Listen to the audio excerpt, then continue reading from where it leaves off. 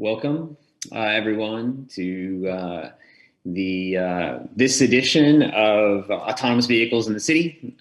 We have a special lineup for you this year. I'm Billy Riggs with the University of San Francisco. Hope everyone is safe and healthy.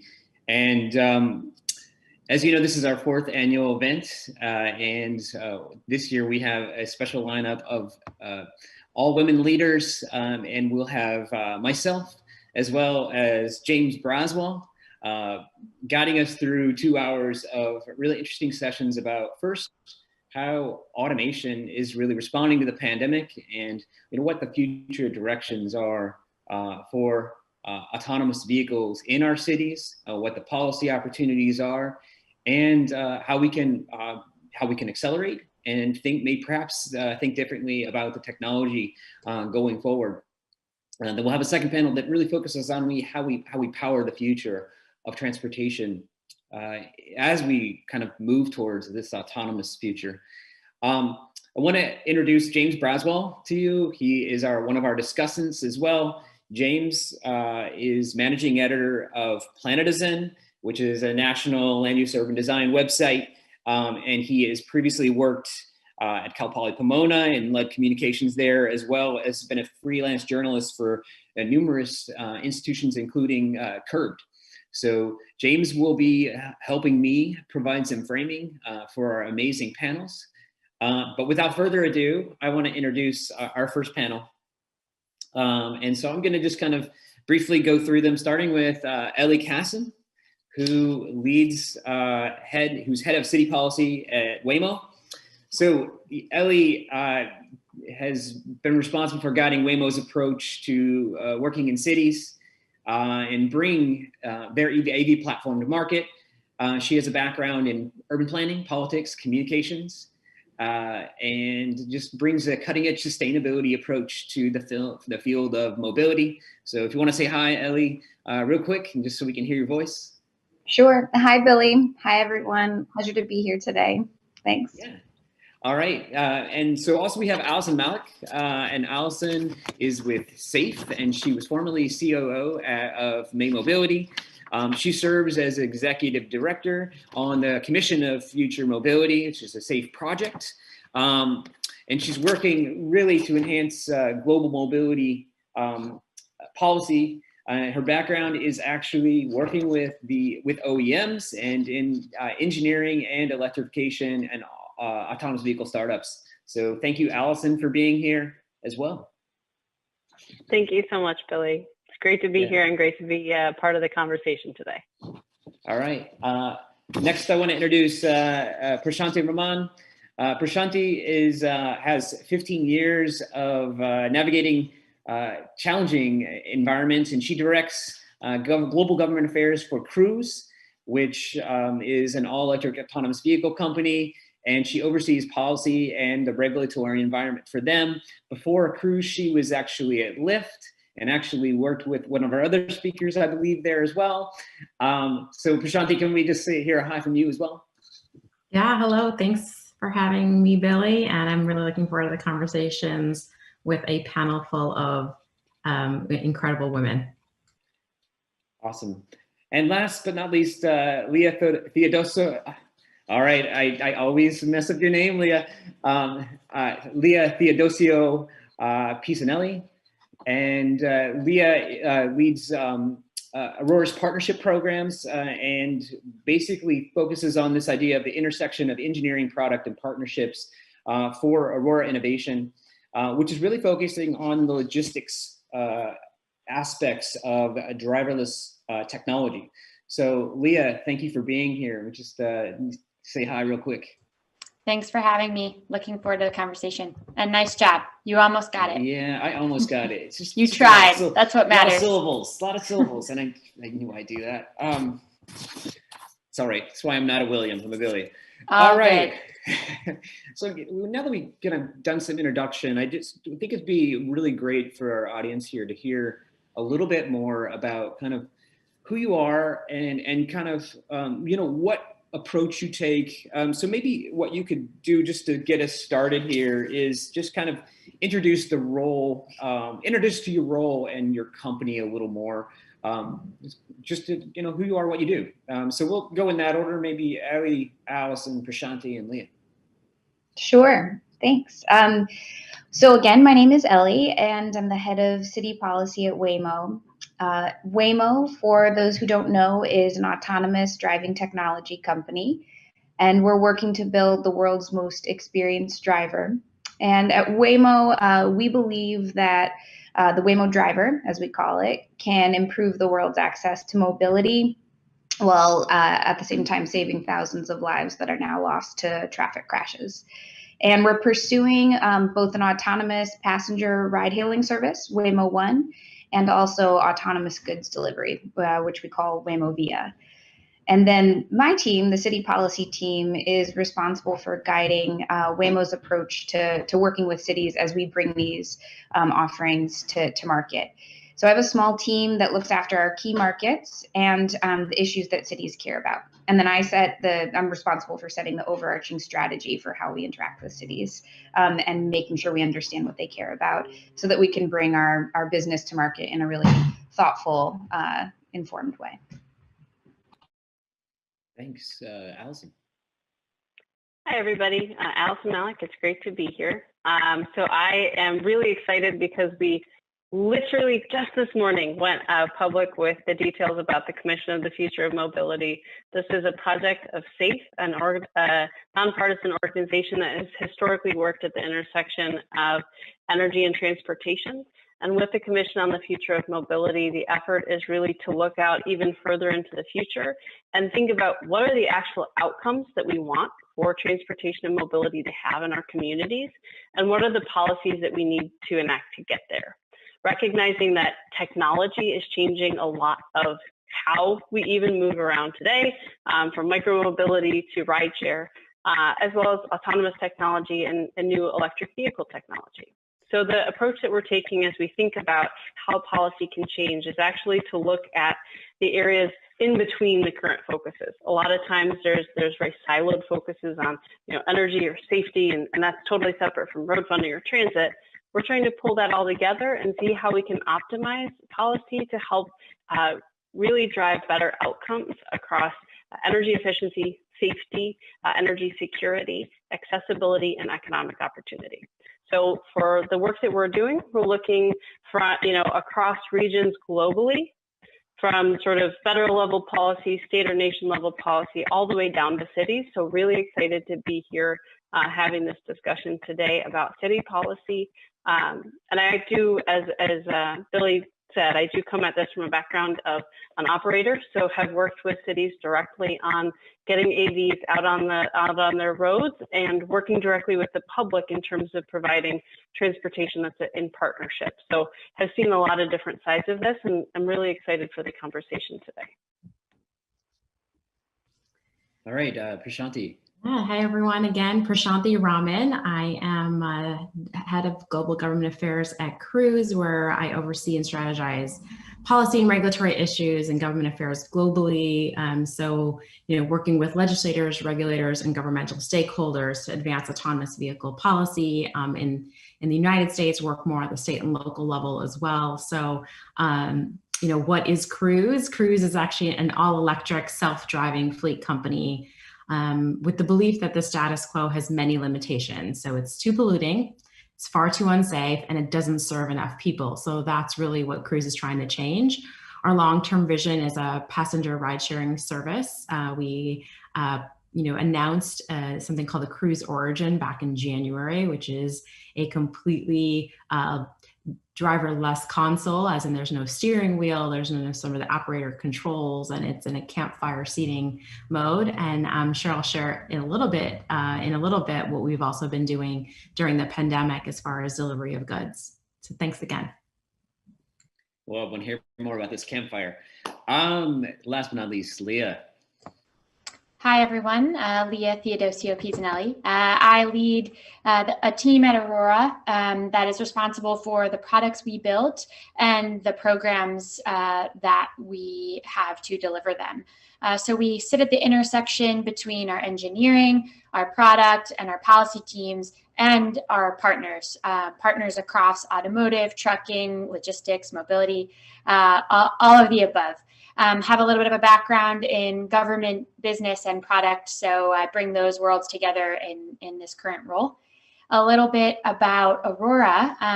Our mission is to deliver the benefits of self-driving safely, quickly, and broadly, very intentionally in that order. To do that, we've really focused on building a world-class team of over 600 people. We've forged alliances across the automotive world, and we've built a performant and adaptable Aurora driver, which can be used on multiple different platforms. So if we think about what is our product and how do we deliver those benefits, you'll first see it in trucking, then last mile logistics, and then mobility services. Excited to be here. Thanks. And just because I did reference it earlier, Ms. Theodosio Pisanelli used to work at Lyft. And that's the thing that I referenced earlier. We have a little bit of a team here that has actually been connected in past lives, and you'll see that throughout our discussions with these strong women. So so let's just start maybe with a question that I'll tee up for Prashanthi and Ellie. And then Leah and Allison, if you want to chime in as well. It's just like, so we're now 9 months into a pandemic.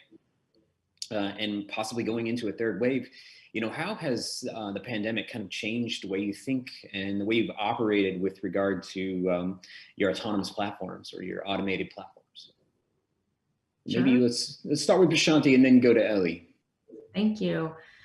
I think we've all can acknowledge that these have been some pretty challenging times and have made us have to think about ways in which to solve different issues, both in our personal and career and with the companies that we are both all representing. I think the pandemic has obviously shown that AVs can help serve our communities today and how that impact can scale once there's greater availability and commercialization. And I think we all would share the sentiment that it's incumbent upon the industry to step up and sort of meet that call. For Cruise, as a San Francisco-based company, when the pandemic first took hold, we actually asked ourselves, what can we do to help and how can we do so safely? Acknowledging that food insecurity has been one of the most profound impacts from the pandemic, and demand has been completely unprecedented. So San Francisco Marin Food Bank actually needed to reach thousands of people virtually overnight. So they needed a crisis relief delivery fleet to make that possible. And that's where we are able to come in and redeploy our fleet to perform this essential service and go where we're needed the most. Really excited that since April, when we stood up the program, Cruise has dedicated over 110,000 meals to households across San Francisco, using our fleet of zero emission, 100% renewable energy powered autonomous test vehicles, and 80% being delivered to communities below the city's poverty line. I think it's important to that we don't solve one problem and create another. And so as wildfire season started in August and the Bay Area quality was the worst that it's been in that we've ever seen, it was a stark reminder that we can't continue to invest in what we know is broken. So earlier this year, we of course committed to powering our California fleet with 100% renewable solar energy. And another example of that is while we were delivering all those meals, Cruise has actually offset over 31 tons of emissions that would otherwise have been emitted by gas-powered deliveries. So, just by way of example, that's like the same as saving around 40 acres of forest from being chopped down. So that's incredible if you think about what the benefits could be at scale. That's cool. And I think we're going to come back to this global climate, theme with some of our other speakers. So Ellie, maybe we can talk about how you've, what you've done. What's Waymo's approach since the pandemic been? Sure. So when the pandemic initially started, we paused our operations everywhere. And that's Arizona, Bay Area, Michigan, Texas. So everything was put on hold for some time until we could ensure that we were able to resume operations safely. And we did a lot as a company to figure out how to bring our service back in a way that ensured the safety of our drivers and our, because we do have safety drivers in some of our vehicles, and our riders, because we are offering a fully driverless service for members of the public in Arizona. So before we let anybody back into our cars, needed to make sure everybody was safe. And safety has always been at the core of what Waymo does. It was the reason that we were founded back when we were part of Google as an experimental project. And I think the pandemic's added a layer that we didn't anticipate, which was that not only could a fully autonomous driver make transportation safer in terms of reducing crashes, but that it also could potentially reduce exposure to infection. So something we're all thinking about in a way I think no one ever expected we would. And I feel like we've developed a best-in-class approach to ensuring the safety of our riders and our team. I will say, as the person that's thinking about city issues, as we get back to sort of normal or like prepare for the new normal, I'm concerned that in a post-COVID world, that there might be some progress lost on all of the work that cities have done to promote some of their other goals, like around getting folks out of personally owned and operated cars and onto public transportation. So I've been spending a lot of time thinking about how a fleet-based autonomous passenger service like ours can be used to support safe mass transportation and prevent a huge spike in personal car ownership and use, which I think we were heading in the right direction slowly in cities across the country. And I think, there's a potential to see a big step back. And I want to figure out what Waymo can do to be a part of the safely, preventing that from occurring in whatever way we can. I mean, the tension in terms of exposures is almost another corner case, right? So here we have this situation, and I think it'd be interesting maybe to come back to you two after we hear about this in terms of like, Prashanti, you said you're thinking about a campfire style vehicle, but I mean, clearly this type of vehicle where you have joint exposure is a risk.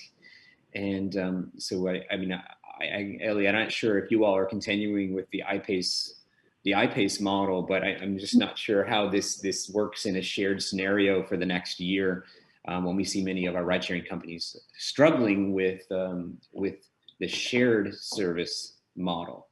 Leah, Allison, anything to contribute in terms of your thoughts? Maybe Leah and then Allison.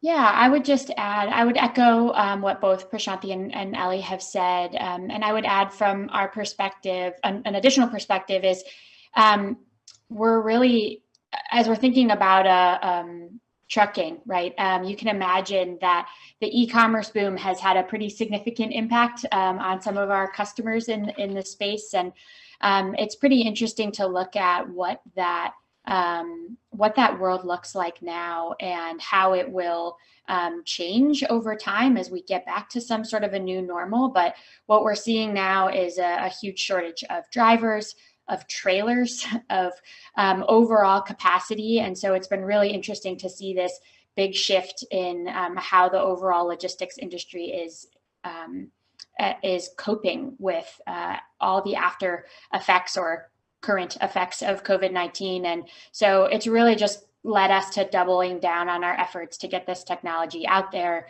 to move goods and to think about how we move people as well as we sort of build back our economy and this new way of life. The other thing I'd add is, and Prashanti mentioned this on sort of a personal note, but spending a lot of time with our teams and making sure that everybody within Aurora is in a good place in this current situation, and both personally and then that we can keep doing work. And so we've benefited from really early investments in what we call our virtual testing suite, others call it simulation, so that we can continue to make really rapid progress in a virtual setting, so that our development doesn't slow down as some of us or most of us are working from home. So, putting the investment in that early in our company before we could have ever anticipated something like this would happen has really paid dividends here. And just to clarify, Leah, for the audience who you're saying that basically you're able to simulate in a lab setting, more or less, some of the driving experience that would parallel what you would do out on the road. Is that what you're saying? Yeah, and most AV companies have some form of this technology. It's something that we, in starting the company later in sort of the evolution of self-driving companies coming to the space, we sort of had the forethought to really invest heavily in simulation for a number of reasons. Part of it being safety, part of it being development velocity, and kind of getting at the cutting edge of how we can rapidly iterate. It just so happens that that has also really benefited us in a work from home situation, because we can continue to progress our development without actually having to be on the road to collect all of those miles. Yeah, thanks, and that is good. I know that is cross-sectional across many of these companies. So, yeah. Allison, any thoughts about this as well? Just picking up on what Prashanthi and Leah have talked about, the movement of goods. I think, before the pandemic, there's a lot of discussion about people moving with autonomous vehicles, and with the pandemic, both how to move people in the same area safely is a discussion, but I think the push towards logistics and the movement of goods has really accelerated, which is exciting. And one of the other things that I've really seen pick up is awareness for last mile delivery options as well. So you've got companies like Refraction AI, like Neuro, that are using totally different form factors specifically focused on the movement of goods, going out there and helping with contactless delivery. I think pre-pandemic, it was sort of like, okay, maybe this is a nice to have. But in the pandemic, I think people are appreciating how nice it is to be able to have that as an option. Yeah, and we've seen that at USF, we work with a company out of Stockholm called Buzz, terrible name, trust me, but they actually have been able to use their electric tuk-tuk platform or electric mini pod platform to basically take on all the contactless food deliveries for Bolt in Europe, as well as Foodora. And so I think there is like this use case that exactly what you're doing is thinking about how logistics and carrying people as well as products can perhaps coexist. And it'd be interesting to dive deeper into kind of what those platforms look like based on kind of different types of built environments. But so maybe we can just kind of open the discussion out about kind of where we see kind of potential potential corner cases. We talked a little bit about use cases, but things that we think that we anticipating now are obstacles to us really accelerating, and you all have different angles, but what are the things that you're seeing that could decelerate or accelerate what you've been working on and what you've been trying to do over the coming year, particularly, and maybe short-term tactical, but long-term strategic.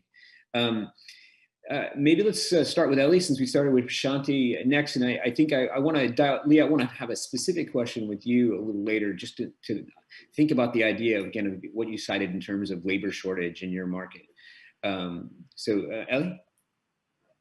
Sure. So Billy, you're asking what could potentially like accelerate or slow down our path? That path to higher levels of automation. I think we hear a lot about, level 5 and sometimes it feels like it's hocus pocus, but so what will get us there? What will give us to this vision of safe, shared, and electric autonomous or automated travel? Yeah, well, you mentioned level 5 automation, and I think there's a lot of confusion out there about the levels of automation, the actual definition of autonomous driving, and I actually think that's a potential threat to making progress towards higher levels of automation, because that confusion could arguably be a little bit dangerous if it leads to decision makers trying to pump the brakes on maybe a part of the industry that they see as not safe and negatively impacting the progress of the industry as the whole. There's a woman named Liza Dixon who's coined a term called autono-washing, and because it's a new field, it's a complex field. There's nuance that can sometimes get lost, and for example, there's driver assist technology, like you see with Tesla. There's fully autonomous driving, which is what we're pursuing. We had historically explored driver assist and then made a very conscious choice to pivot around 2012 and pursue full autonomy because we felt like it was the only way to, that ambiguity was not something that we felt like drivers could handle. Am I expected to take over? Am I a passenger? We felt that it needed to be clear in order for it to be truly safe. So I think that autono washing and just sort of a lack of clarity, which will probably, over time get sorted out, but before it becomes very clear, could regulators understandably feel that they needed to step in and create some barriers that slow the industry down as a whole. So that's something that at Waymo we're trying really hard to communicate with the general consumers and decision makers about what exactly it is that we're pursuing full autonomy and why we believe that's safe and should progress. And I just want to point out really quick, there is a group called the Partnership for Automated Vehicle Education that's doing a lot of important work in this space, because Ellie, you bring up a really good point. There's a lot of driver assist technology that is being promoted in a way that's really, really confusing for the general public. And as we try to build this understanding and this sense of trust in the technology in trying to use the services, this type of public education, both for the public at whole, but also regulators, is incredibly important.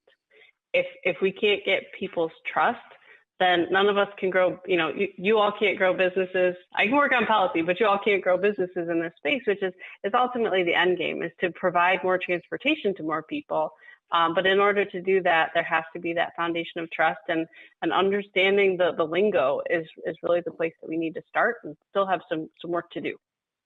Yeah, and I want to, I think we're going to have a lot of consensus around this in this room about just making sure we're clear about what the technology can do and being very clear about that. And so kind of want to put a pin on this, and I'll fully admit that I've had to adjust my language into more the Europeans are very clear that they talk about automated vehicles and not autonomous vehicles.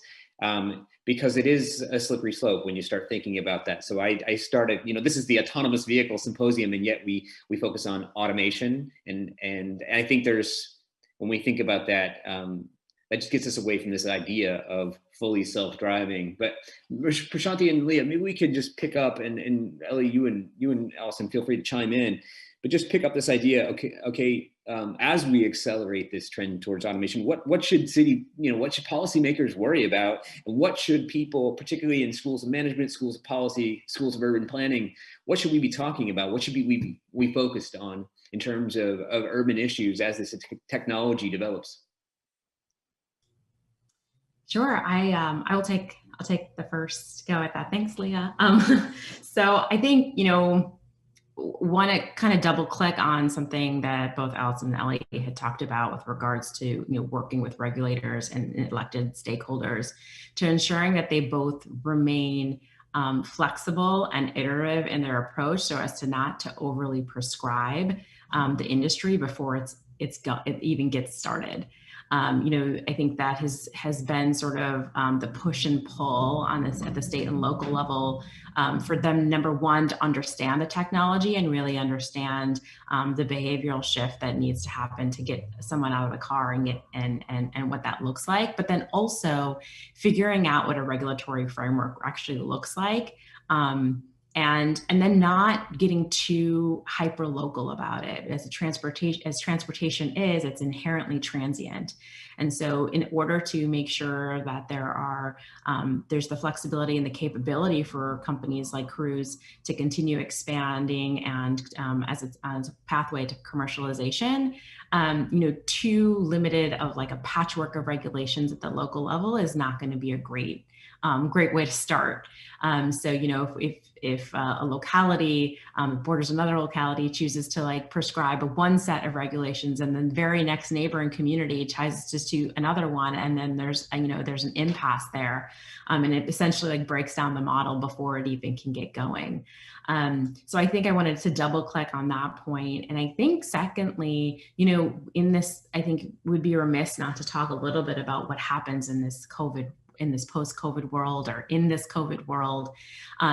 It's also incumbent upon the companies to be able to iterate their own technologies and to figure out how to, solve some of the consumer behavioral issues. For example, I know Billy, you were like, how are you doing a campfire seating when there's a pandemic happening? I think the idea is now that we've worked with the Harvard epidemiologist, we're following WHO and CDC guidelines to figure out how to enhance our HVAC system, maybe only have 2 people in the car, have a zone partition, keep antiviral surfaces, and have hand sanitizer and wipes, and make sure that there's a robust cleaning that's happening at our operational hubs. And so I think it's both sides of the coin that we need to kind of look at it from a different perspective. I think the final thing I would just note, and I know that this is a panel that you're going to focus on in sort of the next session, but I think I'd be remiss to not at least talk about how cities can be focused on tangible ways to fight climate change. And they should be looking at transportation networks to curb emissions. We saw what was possible with fewer cars on the road. It's like been the biggest decline in carbon emissions we've seen in decades. And so I think as transportation is one of the biggest offenders in climate change impacts, we need to ensure that we are committing to those zero emissions and renewables. Governor Newsom just released a very ambitious set of goals for the state of California. And so, I think there's an opportunity for the AV industry to partner with cities to potentially even beat those goals. So. Yeah, let's maybe, I appreciate the cognitive framework, but let's maybe drive down even more granular. You suggested, Prashanti, that like you're making tacit changes in your vehicles. And I actually, that's really interesting. Like thinking about services and thinking about the way you're thinking about it, the interior of that shared vehicle. But also, I think let's not be vague about what you're thinking about at the local level. Ellie, and you and I have had offline conversations about here's what we're thinking about with regard to thinking about cities. And I know, Allison, you've thought about very distinct policies that cities can do like today to facilitate all types of mobility and do it in a sustainable way. So maybe we could hear about that, and then and Leah, feel free to chime in as well. Well, I think for us in San Francisco, one of the most urban, complex driving environments, our cars are scanning dynamic driving conditions all the time. So having clear and maintained infrastructure, consistent signage is incredibly helpful, though not essential. When it comes to curb space, what's important is ensuring that we are working with local planning organizations to put out information that supports that dynamic transportation system, where, for example, on Market Street, is a car supposed to pull over? If not, how do they avoid those high passenger corridors potentially? And so I think that there are ways in which that, we have to get down to the local level to ensure that we are maintaining a great collaborative partnership. Let's go to Allison. Adding on to that. Yeah. So one of the things that I always talk with communities about as we think about bringing AVs into the community, they're absolutely sort of the operational, where do we pick up, where do we drop off type of questions that need to be solved. But oftentimes the questions are around, how do I know that this is safe? How are you going to be safe for my community? Happy to dive in on sort of the wonky engineering standards side of what needs to be expanded because existing standards don't quite cover it. But on the city side, a lot of times the things that can improve AV safety and operation are things that improve everybody's lives, making sure that there is space for pedestrians and that there's not, a half a mile between road crossings, That's not actually useful as pedestrians. It frankly encourages jaywalking. I'm frequently a pedestrian, frequently a cyclist in the city of Detroit. And it's usually like, man, this is so designed for cars. It's way more inconvenient when you're trying to get around on foot out in the weather. And so when I talk with communities, it's a lot about how do you make sure that your other active modes, to the point that was made earlier, if we want, many cities want to be pulling people out of single occupancy vehicles, reducing overall traffic and congestion. In order to do that, you have to give them other options. They're not going to stop moving around. So you see a lot of trends towards how do you make 15-minute neighborhoods so people aren't, going 5 miles to run an errand to get to a grocery store or to a pharmacy. You see a lot of efforts, and this is one thing that I think will be really interesting as we continue in the pandemic, but just to see how much road space is actually given up to active forms of mobility. And it's creating a new dialogue around infrastructure. Who uses it? Why do they get to use it? Why do I not get to use it? And I think that dialogue around pedestrians and cycling and active mobility is great, because if we can create space for those individuals, it helps to improve road safety for everyone. But then it also creates the opportunity for discussion around prioritizing transit, prioritizing shared transportation, more than just sort of HOV lanes that you're familiar with in California, but how do you actually do that even within the confines of the city? So I think this coming out of the pandemic, it's really helping us to rethink our road use, which is a great thing. And I think something that's going to be a really colorful and valuable conversation as we go on. That's right. And we've been saying this for a while, Allison, haven't we? We for those of you that have been attending this conference and come to see us at Autonomous Vehicle Symposium in the summer, Allison and Ellie and I have been talking about this idea of roadway trade-offs for 4 or 5 years, and we probably will be for 4 or 5 years more. Leah, any thoughts? And Ellie, I want to come back to you with a little more detailed question as well. So, Leah. Yeah, I would echo others' thoughts here. I would just say at a high level, this technology and both developing it and bringing it to market, it requires support from many facets, right? It's not just government, it's not just AV developers, but it's a lot of different participants, right? It's the OEMs that are involved, the technology companies, the fleet management companies, the logistics industry. We all have a responsibility to come together with our individual strengths to offer a holistic approach, not just in the development, right? So building this technology and proving that it's safer than a human driver is a Sisyphean feat that I could talk about for hours. But I know that's only the beginning. So I think really focusing on how we can bring everybody together to take on that responsibility of educating our communities, working closely with those that make decisions about changes in infrastructure or city planning. I just want to emphasize that point of this sort of, we all need to be real participants here and take some responsibility in that conversation and be inclusive in perspectives as we decide what the best path forward is. And I love it's not Herculean, it's Sisyphean. So in true mythological fashion. Yeah. But, so I actually, one thing just to I'll use Prashanti's term, double click down for you, Leah, is that, you brought up labor. And the last time I heard us talk about labor and trucking logistics was Pete Buttigieg. And that was a century ago, right? What about this labor shortage? And are you having dialogues about how labor impacts what you're doing? Is there, what kind of policy dialogues could we be having, and where should they be had on this idea of the labor market as it exists today for logistics and what it might look like 5 years from now?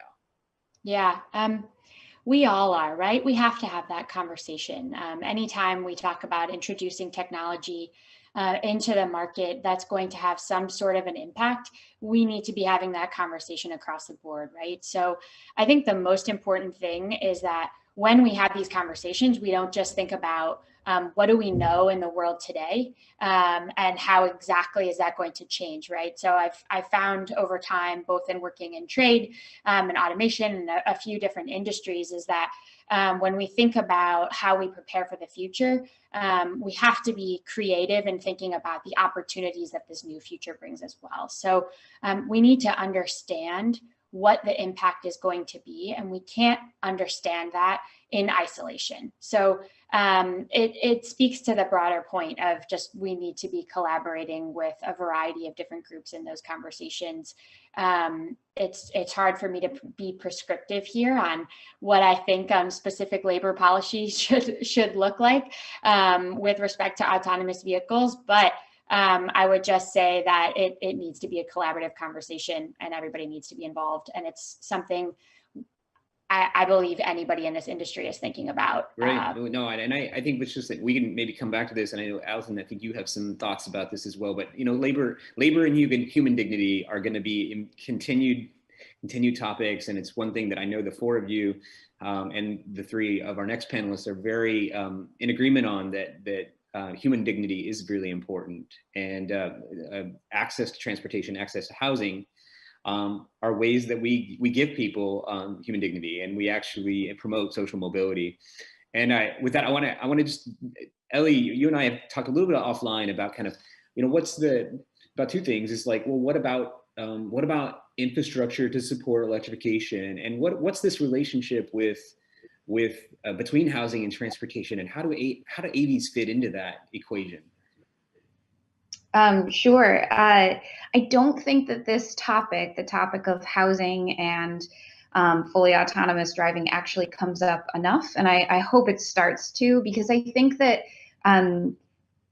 cities, when I am out talking to city leaders, they have a lot of questions about the impact that a company like Waymo will have on their community. And what I try whenever possible to do is remind them that it was said earlier by a couple of folks here that the same things that will, help a company like ours expand, or will sort of either we will come to a community and improve upon, or perhaps exacerbate a certain condition, it is really going to be about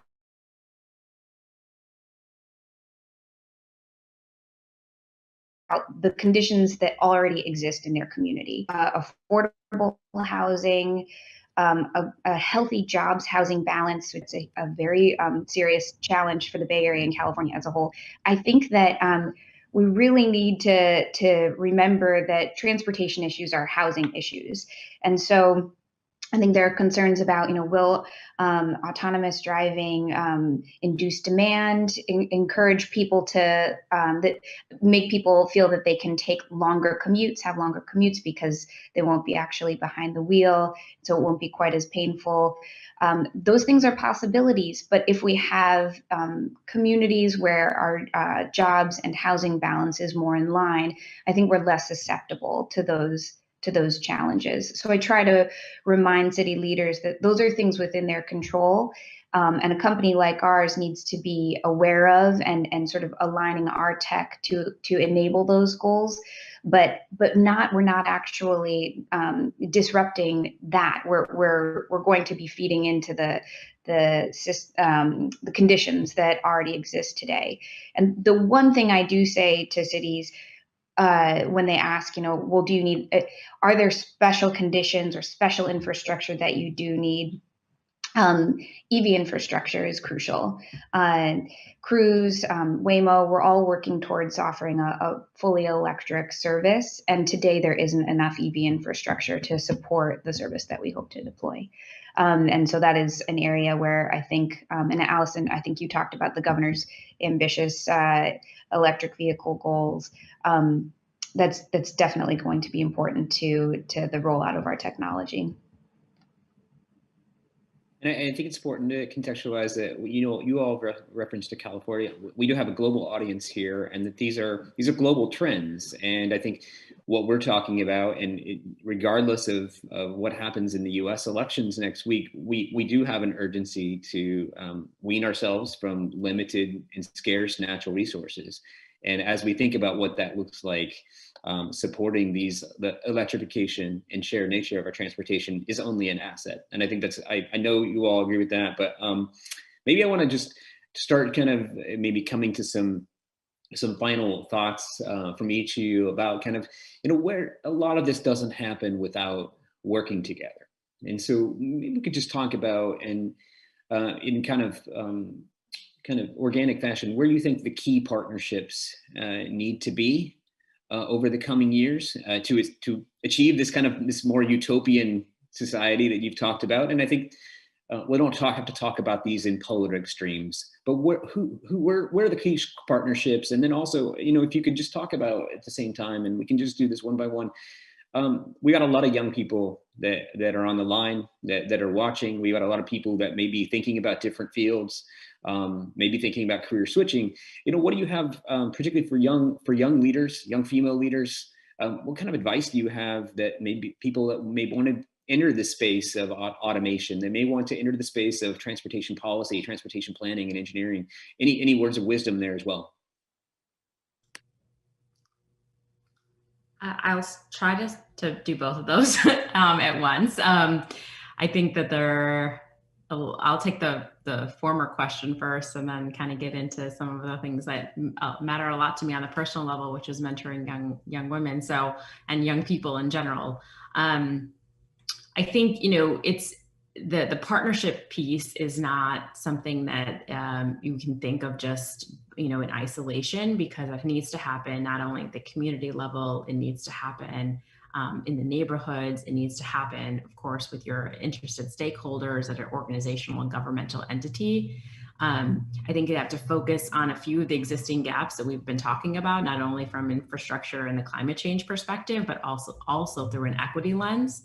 One of the things that is foundational to Cruise is to ensure equitable access to autonomous vehicles. So, something that Ellie was sort of, talking to a little bit before, we want the experience of getting into an AV and an all-electric one at that to be agnostic. So it breaks down barriers that have ever been present in transportation.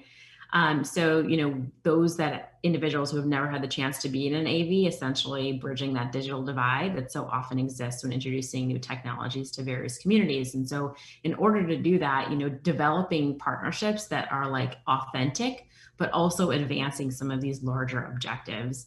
I think for us at Cruise, we found an incredible partner with SF Marin Food Bank and SF New Deal, based on kind of serendipitous, the serendipity of the pandemic, but also because we had been engaging, in the neighborhoods from a testing standpoint for many months before that. And so I think from that standpoint, to really understand like what's authentic about that partnership and making it genuine. And I think that actually feeds over into my young people advice. And I think those three folds are, know your passion, excel at your craft, and have your own personal board of advisors. I think the beauty of tech companies, particularly startup ones, is the ability to create, mold, iterate on your positions. So it's not just about being an engineer, although of course that's very crucial to the success of autonomous vehicles. But know that there's an opportunity to contribute, whether you want to go into marketing, operations, analytics, or of course government affairs. And so I think understanding what it drives you and is authentic and genuine to yourself is something you have the opportunity to bring into the autonomous vehicle space, because it's so nascent right now. So it's a little bit for me. Allison, are you going to jump in? Jump in next. Yeah. From a partnership perspective, I think building on what Prashanthi talked about in terms of real relationships with community members, I think it's also actually important that we understand, both sides of business models at the community level. Every company that works in the AV space has to make money on their service. And that's one of the things that I think is going to be challenging as we think about equitable access. If you've got communities that are farther flung, have less access, just geographically to jobs, the business case of providing that service doesn't always add up until you bring more partners to the table. And that's where I think as cities are trying to understand how AVs can help or hurt, they need to think about who they need to serve and how to bring partners together that can really think about making sure that that service achieves the outcomes that they want to see. And I think we also all need to be aware that over the next few years, cities and their transportation agencies and their budgets are going to be struggling. And so as we talk about equity, we're really going to have to dig in over the next 2 years to make sure we can deliver as our cities try to recover from the tax income deficits that they've had over the past few years. I think it's also going to be important at a federal level to have more companies partner. I think it is important that we have flexibility for companies right now to be able to experiment and iterate on their technology.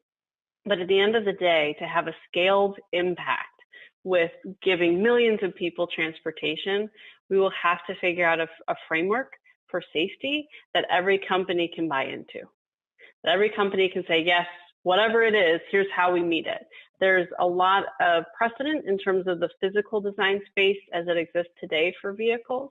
But we have to get creative because especially with the amount of things like machine learning that are used in these vehicles, it's a different paradigm. And that's where I think industry leaders are still a little bit nervous to come together, but it's something that we really need to do because being able to pull that together is what, again, will allow not only to get to those higher levels of automation and say, yes, we're safe, but then allow that operation at scale. To my sort of recommendations for people getting into the field, I want to echo, what Prashanthi said about, yes, being an engineer is great. I have an engineering background. I haven't worked in engineering in autonomous vehicles at all, except for my team would often ask me questions on EV charging, because that is my area of expertise. But there's plenty of ways to get involved. And this industry is so new. I think for anybody, even if you don't want to go into AVs, from a career perspective, if you can get in early in a new technology or new industry, you actually get to be an expert at a much younger age and then get a lot more latitude, which is something that I've done in my career and had a lot of fun with. But it also means that you need to be able to translate the experiences that you've had into a new space. So very few people have worked in marketing for autonomous vehicles. Very few people have worked in operations for autonomous vehicles. So if you want to get into the space, don't hesitate to say, hey, I have experience from, this other field. It's relevant. Pitch yourself that way and don't downplay the experiences that you have had. May I jump in, Billy? Because I really agree with what Allison what she just said about this being a new industry, and so it means there aren't really a lot of experts. Maybe now, a few years in, you're starting to see people sort of emerge as experts in this area. But I certainly didn't come to Waymo as an expert in autonomous vehicles, and I think, Allison, what you said about like just kind of find the experience that is applicable, can be applicable, and go for it. The one thing I'd add, though, is that there might not be a lot of experts out there, but this is a field that a lot of people want to work in. It's very kind of, hot right now, trendy. And so whenever Waymo, I'll just talk specifically about Waymo job openings, whenever we open a position, we get so many applications. And I know that there's incredibly talented folks that we might not get to review every single resume that comes in when there are literally thousands. So network like crazy. And I think that applies to I would say that's advice I'd give to anybody in any field, but certainly for this one, because we're really looking for talented folks. And if we know that someone's out there and interested and eager, we'll talk to them, but easy to miss talented people. So network and apply. I mean, just as a word to women in particular, we're expressing some frustration that we recently had some open roles at our company and very few women applied. And we were like, it's positive it's not because there aren't talented women out there. So what can we do to encourage more of them to apply in the future? Because sure, they don't have all of the experience that we would hope for, but neither do the men who are applying. Nobody does. new field, right? So please do apply, and let us know that you've applied so we know to check you out. That would be my sort of practical advice. And then on in terms of partnerships, the one silver lining I think of the pandemic is that it has kind of turned everything on its head, and everything, it seems, more flexible than it did before. Things we used to take for granted, that this is the way the public sector works, this is the way the private sector works. Everybody has to be more flexible right now, and I think there's an openness to partnerships that I've never seen before, and that does make me optimistic in a time when things are really challenging. It seems like cities and companies are more willing to talk to each other and experiment than I have ever seen before. Yeah, and just to put it, you have a partnership, I believe, with Valley Metro right now, and so the particularly, I think it's come up a couple times, that transit, potential for transit partnerships here, and this is a tee up for you, Leah, because your former company has a big one in Southern California. Is huge, and it's a big opportunity. So Leah, maybe take us home, and then we're going to hear from maybe some parting thoughts from James. Great. Yeah. So I. Again, would echo everything that my fellow panelists have said. I think that on the partnership side, there's so much that needs to be done to get this technology out there, to prove that it's safe. It is a truly once in a century opportunity to be part of this space. And I think the only way we get there is if we have a diversity of viewpoints. And that's a diversity from a variety of different types of companies, of different players in parts of the ecosystem, of state, local, federal authorities, in all different corners of the government. I think we all need to come to the table seeing the real benefit that this technology will bring. And I agree, I think COVID has been a little bit of an equalizer. It's kind of forced everybody to really focus on what truly matters and how do we get this technology out there safely and as quickly and broadly as possible. The thing that also sort of parlays into how I think about giving advice to folks that want to join the industry, there's a place for you here, and it is brand new, and it might feel intimidating because it can be incredibly technical at times, or it can be incredibly steeped in sort of the traditional automotive world, or feel like there's a lot of urban planning wonkiness that you need to be successful. But the truth is, all of the leaders that I know and that I've worked with, and including this team here, have come from a diverse set of backgrounds that have molded them into leaders for this industry. I'm a former trade negotiator who launched payments products in international markets and worked on ride sharing policy. And here I am leading product and programs for an AV tech company. So there's opportunity here. Own your experience, master your craft, as others said, and there's a seat at the table. You've just gotta get here and tell us you want to be here. And yeah. Leah, let's think, since I think what you emphasize as well is, and what you bring to the table is also that the industry is huge. It's not just people working on the software side. It's not just people working on the hardware side. It's a really good setup for our next session, which are really people that are working on super granular aspects of how we power the future, how we build the batteries, how we get the metals, how we actually pay for the energy to make all this possible. And there's a lot of startups in this space too. And I think that's important to remember, that you don't have to work for a Waymo or a Cruise, or you don't have to work for a company that may be the biggest name, but there are seminal parts of this industry that really where we need to innovate as well. So James, maybe we could just, I've asked you to come just be a little discussant here and to kind of provide some overarching thoughts about what does all this mean to cities, particularly now, and kind of we see this reality's changed. Maybe a couple minutes, and then for everyone out there, we're going to take about a 3-minute break and then invite our next panelist here. So James, what do you think? Yeah, thanks, Billy. I've been taking copious notes while you've all been talking, and I really appreciate the chance to chime in, and all of your expertise and eloquence has been really impressive. And before we met for this meeting, we had a preview meeting, and there was some discussion about how many of the panelists previously worked in the public sector. And I think it's really obvious that all of them have an interest beyond corporate profit in social good. And I really appreciate that. And I see that really informed this discussion today. And I really want to take an opportunity to thank you for being here. I'm a journalist. I've been writing about planning and land use and urban design for over a decade. And there's a lot of intersections with questions. Somebody already said transportation policy is housing policy or land use policy. And that's really obvious. I also have to give a shout out. My mom is a USF alum now, and I'm very proud of her. So I'm very happy to be here on a USF panel. But first of all, the big question that planners are facing when it comes to autonomous vehicles of all varieties is, is this technology going to enable another round of sprawl, which we know to be destructive environmentally, socially, and economically? Ellie mentioned the intersection between housing and these big questions about housing and jobs balance.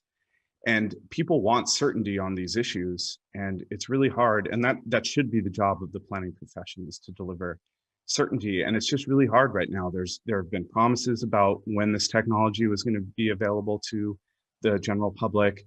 There was a mention during the panel about the different kind of language that gets deployed, and some of it can be deliberately misleading, perhaps in some case, and a lot of it's very marketing oriented. So it's hard to predict the future given the uncertainty surrounding this technology and the world that we live in right now.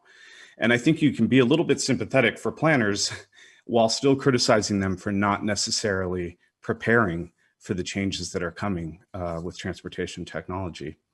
And I think that you do see a very uniform response to issues of safety. And I think that that's where it's going to start. You heard the panelists mention that over and over again. And I think that there's a sense that that's where cities are approaching this new technology first. First and foremost, this has to improve safety. And that's where you start to see the breakdown. I think this is a distinction that didn't come out as clearly as it could during the panel. There's so much more space for this technology to be adopted than just transforming the ways that people get to and from work and they do their private trips. And that was mentioned with the logistics and deliveries. You're really talking about if we set aside the ability of autonomous vehicles to change the way that we move around personally in our private lives, you talk about deliveries and logistics, you're still talking about a potential to completely change the built environment. The pandemic has potentially gutted retail spaces all over downtowns. There are people out there that are arguing that companies like Amazon are going to fill those retail spaces to build fulfillment centers and enable a completely different generation of logistics and delivery and completely transform what we think of as commercial corridors.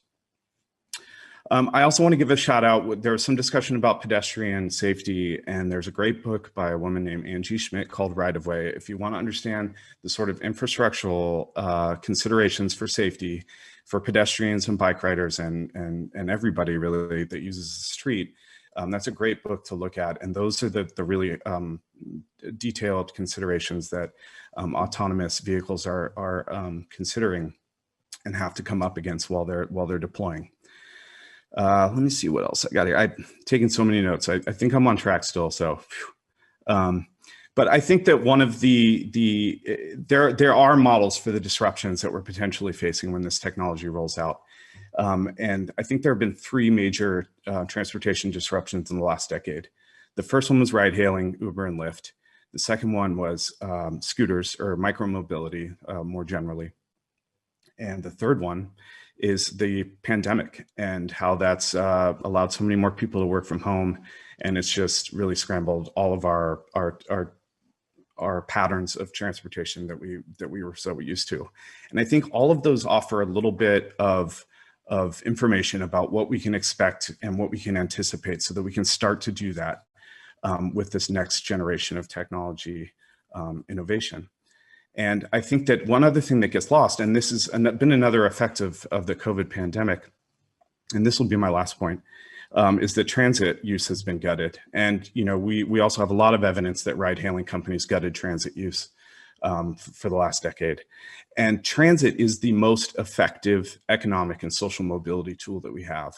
So if we want to meet a lot of these goals for environmental sustainability, for ensuring social equity, we have to keep transit can be the central idea and the central focus of a lot of these efforts. And that can really make sure that we capture the potential of this new technology and prevent some of the worst effects that we're worried about.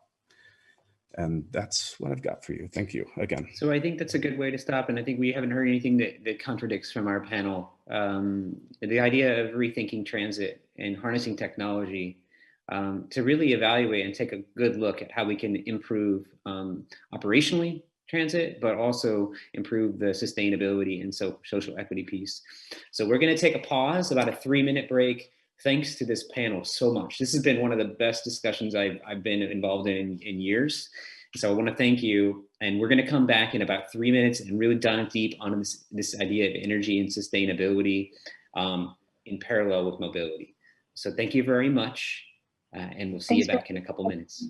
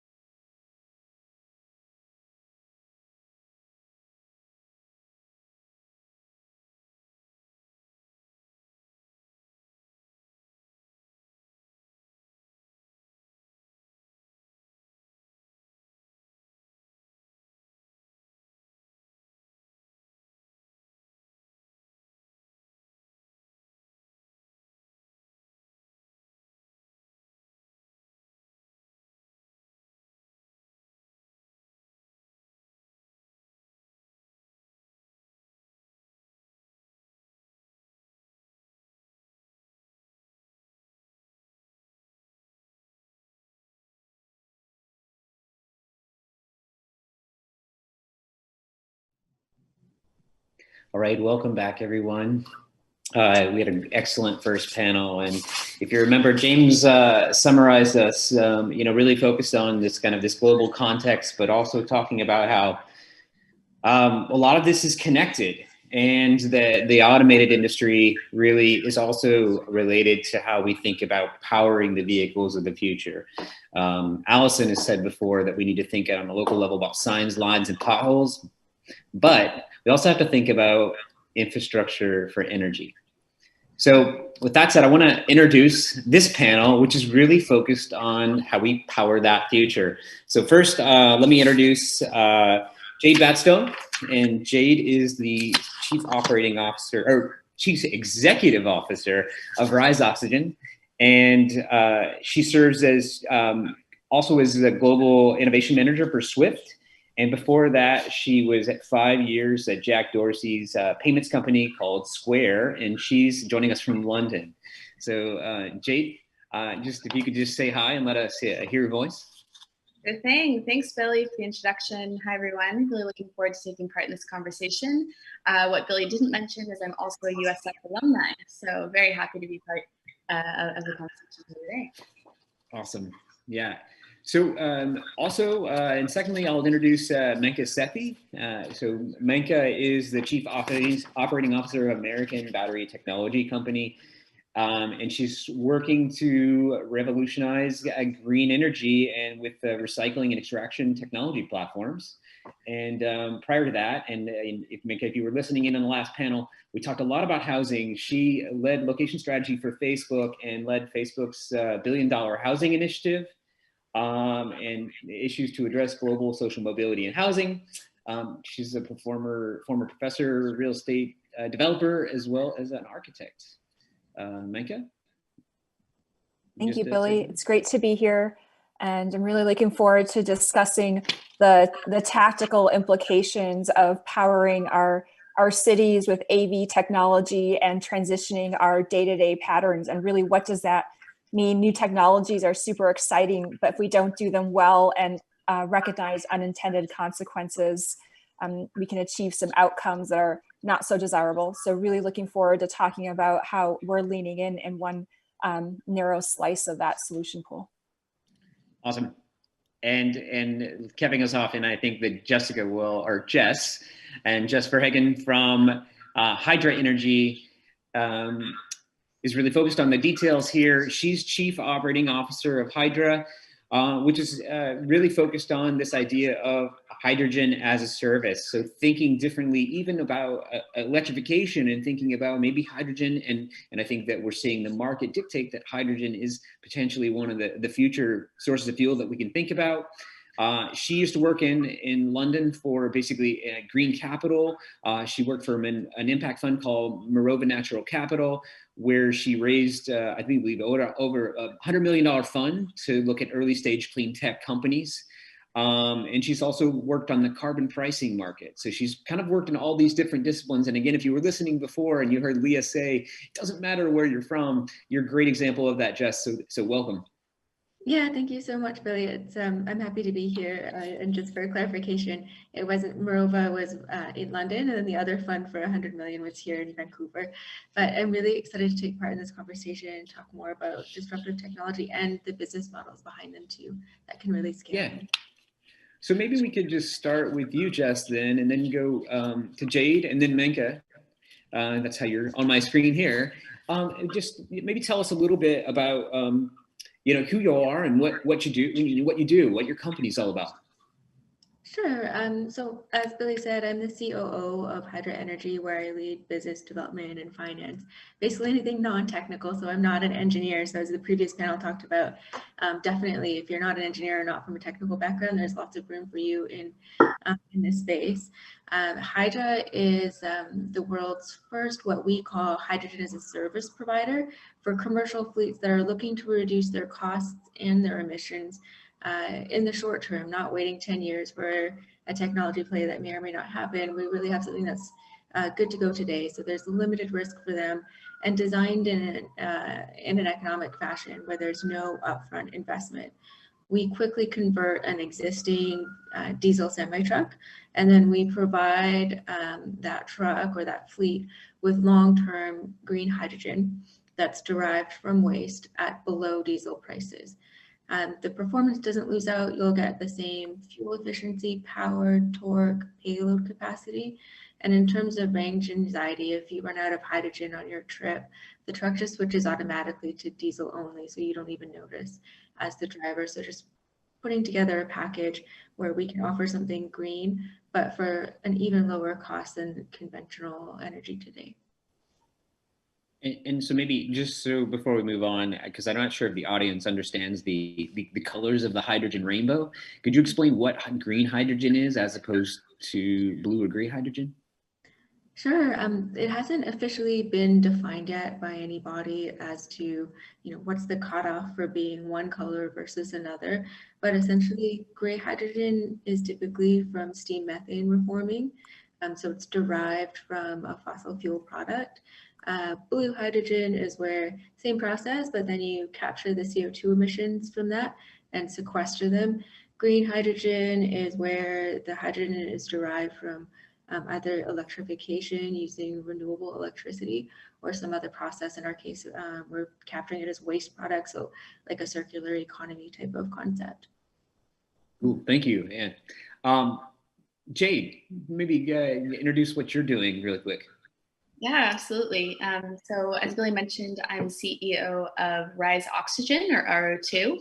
And really what we do at Rise Oxygen is provide businesses with a way to meet their climate goals, go climate positive, as we'd say, by investing in renewable energy and actually earning a return on that. So I started RO2 earlier this year because a global pandemic is the best time to start your company, right? But in reality, it came out of this, realizing that not enough businesses today are really doing their part to fight climate change. And a lot of that does have to do with the cost, really, of offsetting your carbon footprint.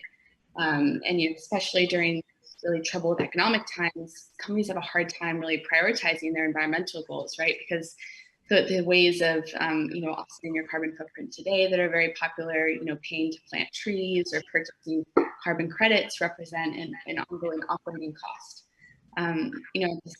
Meanwhile, I suppose renewable energy sources remain underfunded, and if you look at carbon credits, when you're actually receiving funds for that, it's coming after you already have to produce the energy, right? So with Rise Oxygen, we wanted to really tackle both of those problems by allowing companies to, instead of having to donate or the cost, they can actually invest in renewable energy upfront. And we can tell you exactly how many kilowatt hours of clean electricity that your business is financing, and you actually earn a return on that portion of the proceeds that the renewable energy provider sells to the grid. So that's what we're looking to do. Awesome. So Micah, moving from like financing energy to what you do. Yeah, thank you. So I'm Chief Operating Officer at American Battery Technology Company. And what we do, we're working to increase the production of the primary critical materials that are used in batteries that are increasingly in demand to power things like electric cars, consumer electronics. And more so, we're looking to do this in a way that also addresses climate change and energy security. So we built a clean technology platform. It's a multi-pronged approach to increase production of these critical battery materials, namely nickel, cobalt, manganese, and lithium. First and foremost, we are recycling lithium-ion batteries to recover the battery materials. We're pursuing new ways to extract the battery metals from primary resources through new green technology platforms that can really be deployed at scale. And then third, we're exploring new mineral resources globally of these battery materials while being good stewards of our planet. And I think one thing you'll hear throughout what I say is we do have a two-pronged focus. One is to find the most efficient way to produce the critical battery materials. It's going to be needed much more so in the future as we see demand for things like electric cars increasing tenfold over the next decade. And right now, just to give you a sense of where we're at in terms of recycling and sourcing some of these battery materials globally, we only today recycle about 5% of the battery waste that we spend. So that's 95%. And there's some debate over whether these numbers are global or North American.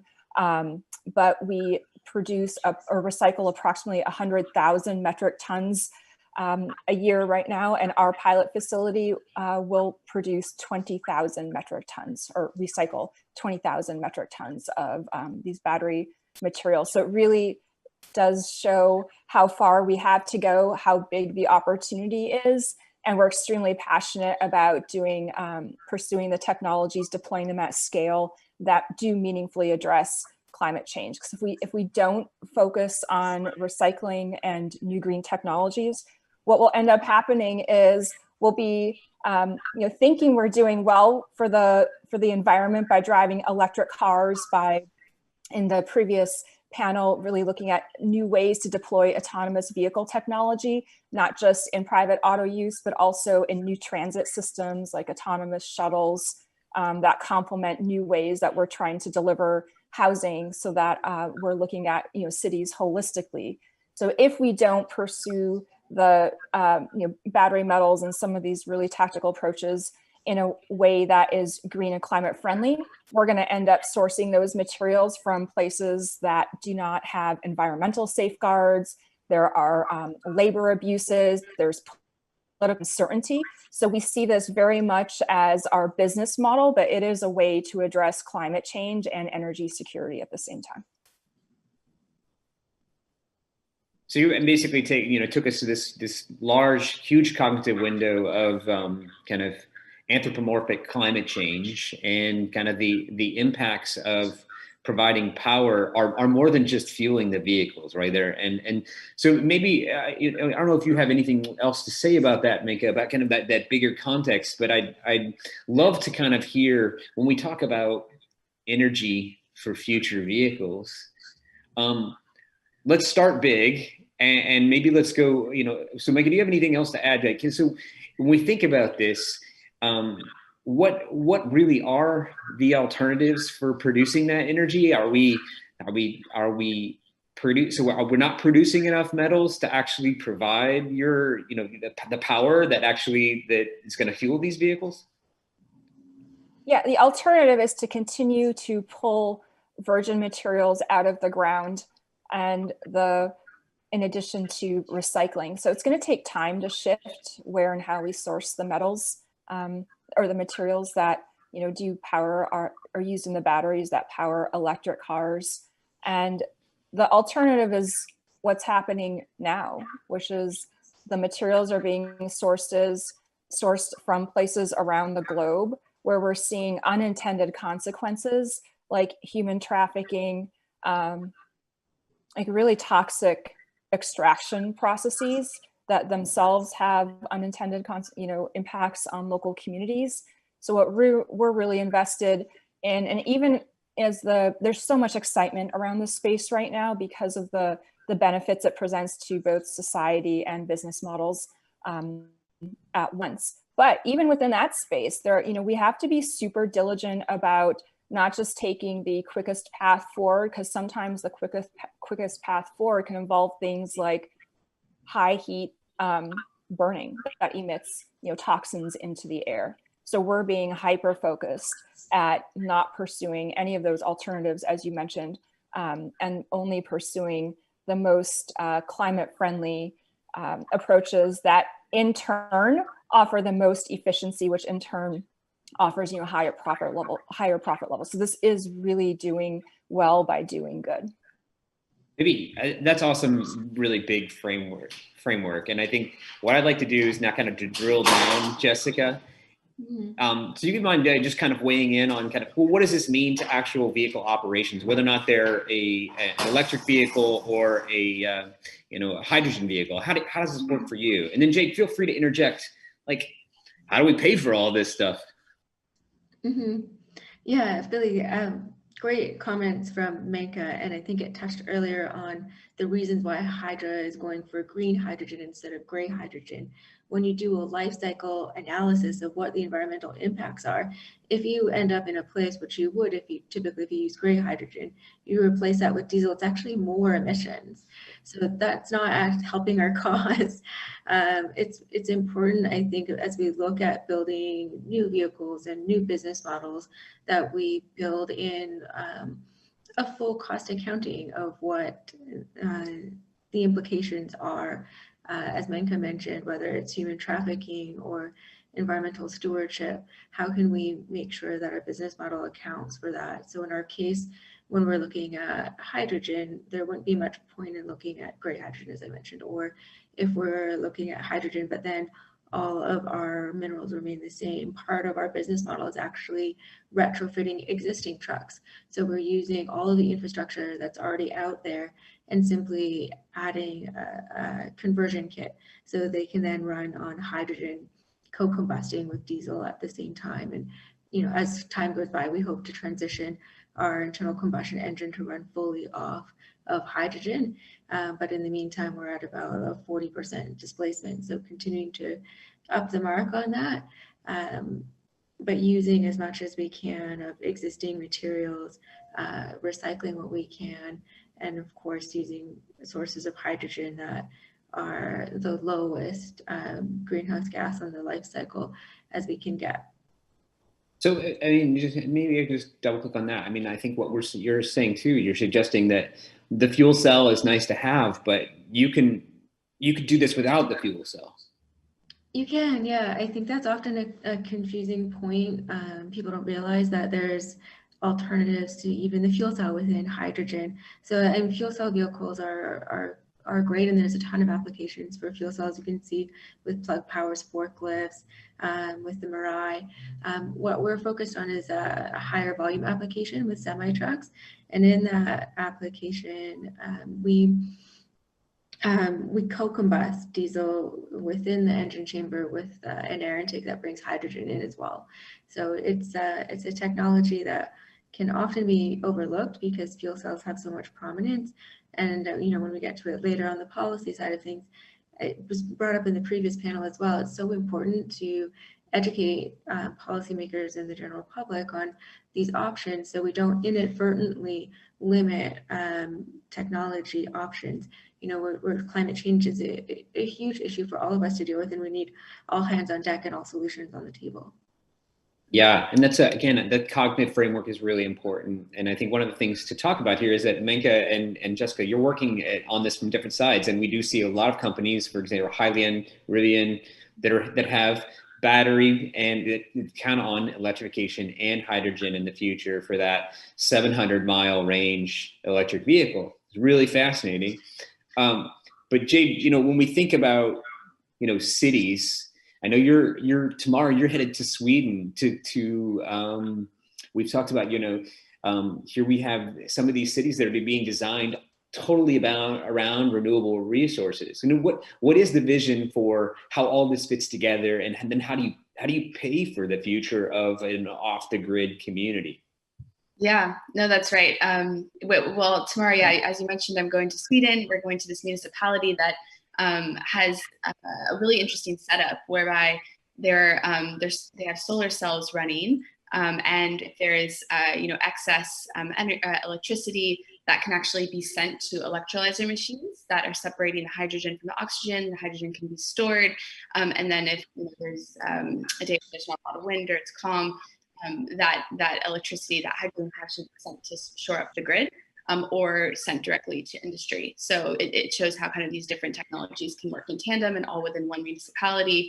And then in terms of paying for it, they're looking to deploy a solution like RO2 to enable local businesses to be able to actually invest directly. And I think that's so important because, more and more so you're seeing businesses want to meet their environmental goals, but also have an impact locally, right? That there's more demand around that. And a lot of the current solutions that exist are, planting a forest, or donating to plant trees, or purchasing carbon credits that have been generated in emerging markets. And of course, there are great benefits to those solutions as well, and more so than just the environment, but some of the socioeconomic benefits that come with that. But when we think about these sustainable models and creating these cities that have that kind of circular economy model, how do we allow businesses to plug in directly where they're at?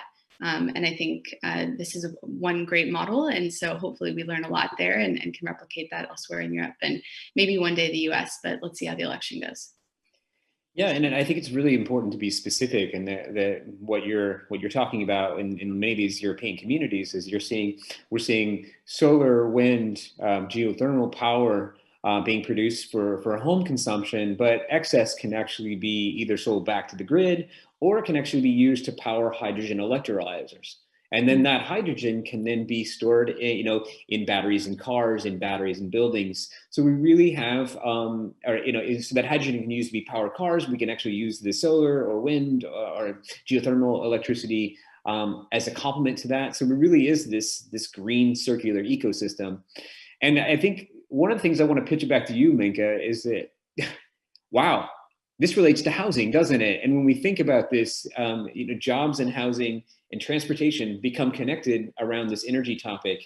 And so how does all this fit together in your mind? From an urban development perspective, I kind of think of it as we live in our houses and we go to our jobs, and the big connector is the transportation system. So we're focusing about the world's greatest connective tissue when we talk about transportation networks. And when we start to introduce new technologies into that, we start to think about if the houses are closer to the jobs, then there are different types of transportation systems that connect us from our homes to our jobs. And maybe if they're close enough, can move us away from even getting in a vehicle. It might be active modes of transportation. But it depends on how we are able to have the political will to scale where we live. So if we continue our current patterns, which it's a lot of NIMBYism, because we're talking about change, densifying current areas where people have grown to love their single family homes and a white picket fence, not understanding that continuing and perpetuating those type of development patterns also perpetuate use of single occupancy vehicles. It perpetuates racial and income inequality at the same time. So the way to, and one of the most common excuses for not approving this type of higher density housing closer to the jobs is traffic. So if we can really lean in on new technologies in the commute space, such as autonomous vehicles that connect us to more frequent, rapid regional transit systems that then, depending on where you pick them up, you may not have to get into a car as much. So there are reduced trips overall. So it really is the placement of the type of housing near the jobs and then creating that connective tissue in a way that's not increasing greenhouse gas emissions, not increasing vehicle miles traveled, because that in turn decreases equity and access to jobs in a reasonable amount of time. Does that answer your question? Yeah, and I think tease something out of there is that I think what I heard was that storing power for the future and producing power for the future doesn't just involve transportation. It involves power storage applications at homes that then actually can then fuel that transportation trip, even if that transportation trip exists. And I think that's a really provocative piece. And I think that's what it's interesting. And Jess, I want to come back to you. It's interesting that you're not focused on the commute side of this. And we just heard Minka say maybe the commute side doesn't exist in many of our particularly our dense urban autonomous vehicle applications. You're focused on the logistics side. It'd be interesting to just hear more about kind of what the use case is. And I want to put a pin in one of the stats you and I talked about is that hydrogen, I believe you told me it's 150 times higher energy density than gasoline. So, what are you seeing in terms of deliveries are the use cases? Is it all long haul trucking, or are there more localized use cases that you're thinking about? You're still muted on Jessica. Hi, sorry, Billy, thank you. Yeah, hydrogen does have, as you mentioned, 150 times higher density than gasoline. And of course, it's abundant. It's everywhere in the universe. So it is a real opportunity, I think, to go in a more renewable direction and one that meets our climate targets. It's our application at Hydra is currently focused on long haul trucking, but ultimately we'd like to see ourselves as a hydrogen supplier into the future. So currently, although we're focused on using the hydrogen that we acquire to power trucks, we're technology agnostic in a way that we would welcome other applications, whether it be on-road applications, or we've also seen diversification into marine applications, into aviation even, with Zero Avia's first commercial flight off of hydrogen, and now the announcement from Airbus to also use hydrogen. So there's a lot of innovation in this space. There's also the ability to use hydrogen, of course, for heating applications and things to power buildings. So there's a huge range of applications. I think for us, the reason why the focus on trucking is much more of a business and financial decision. In the Hydrogen Council report that they put together every year, they said that the use case where hydrogen is the most cost competitive with fossil fuel solutions is actually in trucking. So using hydrogen in an internal combustion engine or in fuel cells are ways that we can get trucking off the ground. And for us, we've been working with these existing trucks for over 3 years on the road and commercial routes. So certainly we've gathered a lot of data, and kind of connecting back to the previous panel, we see the way to most quickly scale our solution is to take advantage of machine learning and automation to get to a point where we can, for example, automatically calibrate trucks instead of manually as we do now. So we're continuing to collect that data to use in hopes of furthering our R&D efforts to get it to a more automated place. Yeah, and I think that for the three of you, I'll just assume that the convergence of software and AI technology and what you're doing is going to impact all three of you. But maybe let's actually pivot to just kind of a more open-ended question. Okay, so you're doing really interesting stuff in terms of how we power the future of homes and transportation. But so what does that mean? What are the obstacles or the threats to you achieving this goal? And then what are some policies that we need to think about to be able to get there? Whoever wants to take it first. Okay, Jade, you're gonna take it. I can take it. Yeah, I can go first. I think, and this is a challenge for me. I mean, I guess a bit of my background, as Billy mentioned, I'm new to this space. Most of my background has been in payments and actually financial technology, and coming up with Square for many years. One of the things that always resonated with me about that company was how Jack Dorsey really took an industry like the credit card processing industry that was horribly ripping off small businesses by having these very opaque kind of fees and actually created a very simple, straightforward solution that kind of cut through all the BS. And kind of in a very similar way, I'm looking at a space where many businesses are wanting to meet their environmental goals. They're wanting to contribute to a climate positive future, but actually, the opportunities that they have purchasing carbon credits, it's very opaque as well, right? It's not very transparent as to, okay, if I purchase 1,000 carbon credits, or I pay eight pounds per ton of carbon that I emit, what actually happens with those funds, right? You're not actually creating more capacity for generating clean electricity.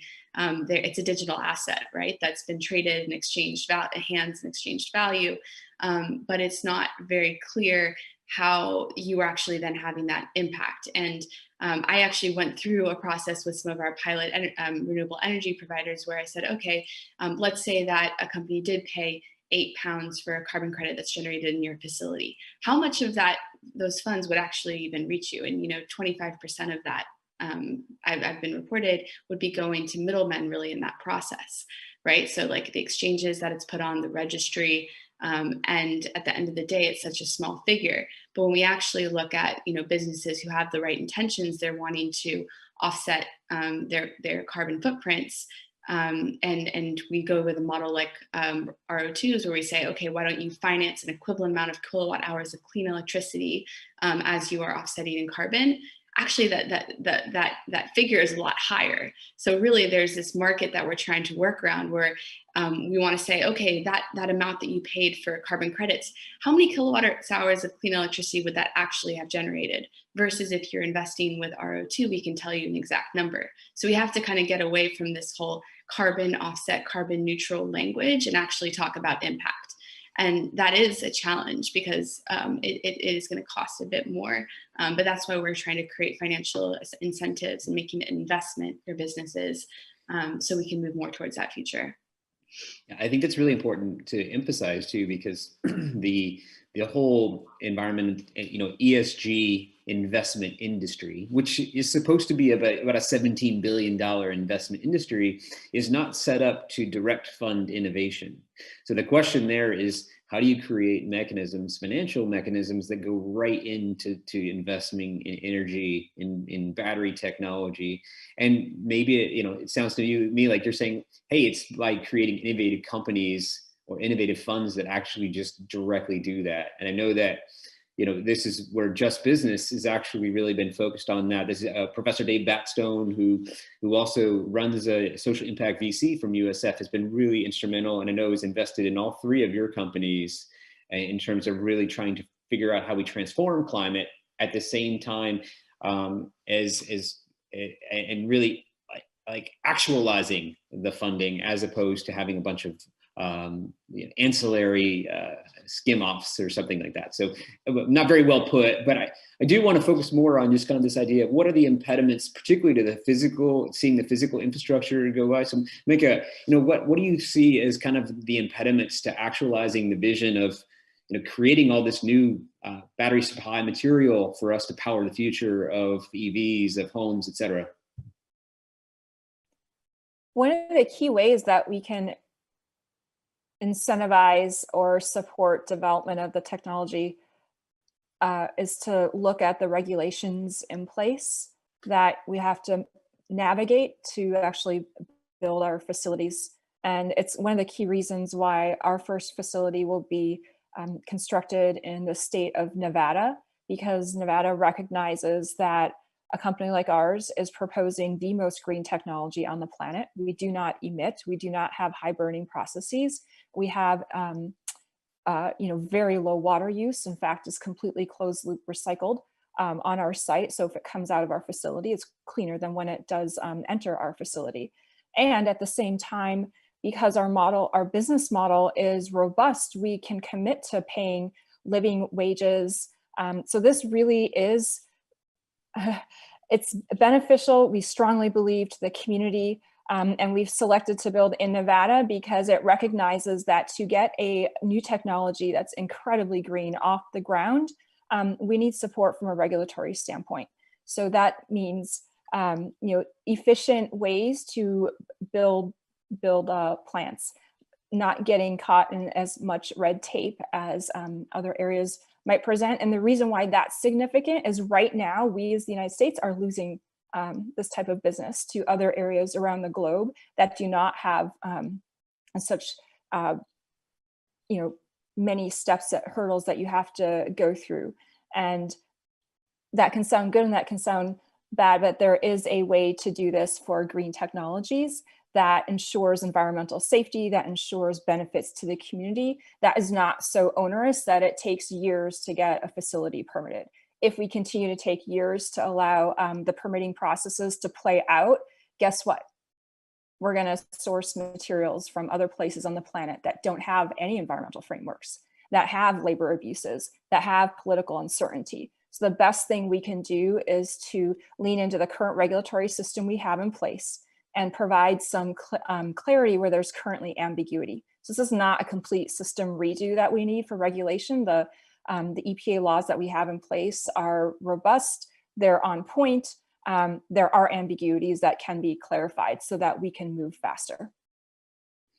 Yeah, I love the way you framed it in terms of opportunity cost too, because then I think we should, from an academic standpoint, we know that China has been doing ample strip mining for metals to provide this power, and a certain large swath, I don't know the percentage, but I think it's around 5% of the Amazon rainforest actually was bulldozed for lithium extraction, if I'm not mistaken. So I mean, when you think about that, not only are we losing in terms of the human impacts, but actually the carbon offsets from the rainforest are lost as well. And that's exactly right. And we're also, I just want to also point out the other thing that we're losing out on by not, polishing our regulatory system is clean tech manufacturing jobs. This is a massive opportunity to bring back really good paying manufacturing jobs to our home communities. Yeah, and I think I love the fact that we have a global perspective here. One of the things that we are seeing a lot of talk about is the Green New Deal here in the U.S. And you probably, those of you in London and Canada have heard about it. No matter who is elected, we are going to see. I do think that we're going to have to see more green tech jobs, and maybe a green tech czar. And I think it's important to think about what our next door neighbors are doing in Canada. So. Jessica, I want to hear, and I want to dive deep, just kind of real quick on what happened in Canada recently, and even last week with the election, and how what Canada is doing to really support the clean energy transition. Sure, thanks, Billy. I mean, we're always paying close attention to what's happening in the US and particularly in California. BC and California has a long history of working together and harmonizing policies. I used to work in the British Columbia government and spent a lot of time in California actually working on common vehicle standards, cap and trade system, anything carbon pricing related.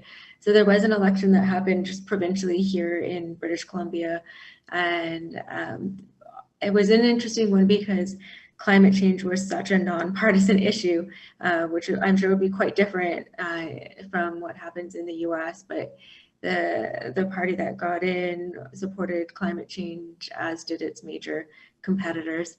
But when I think about the policies that would help not only our company, but other companies that are doing innovations around vehicle technology and transportation, I think, of course, I'm biased on having a carbon price, but specifically the low carbon fuel standard has been really helpful for us. It values the carbon intensity of the fuels dropping and recognizes, we were talking about before in the hydrogen rainbow, because you have to quantify the life cycle emission reduction potential of your technology versus diesel or gasoline. It really enables a quantitative understanding of that shift.